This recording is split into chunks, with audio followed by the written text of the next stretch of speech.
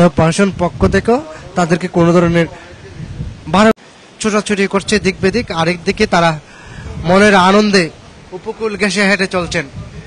এবং এই যে তাদের যে যুগল, এই যুগলের যে আনন্দ সেটি আপনারা হয়তো বুঝতেই পারছেন।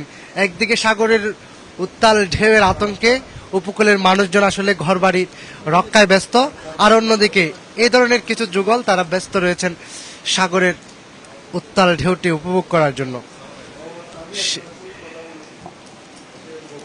যুগলবন্দি আমরা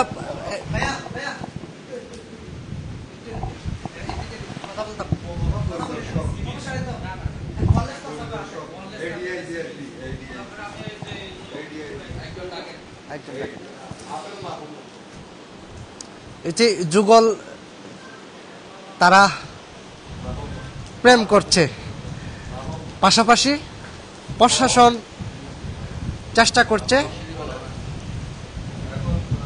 নিরাপদ জায়গায় নিয়ে যাওয়ার জন্য। এই যে অসংখ্য কাপল তারা আসলে বসে সমুদ্রের ভয়ঙ্কর রূপ উপভোগ করছেন এবং তারা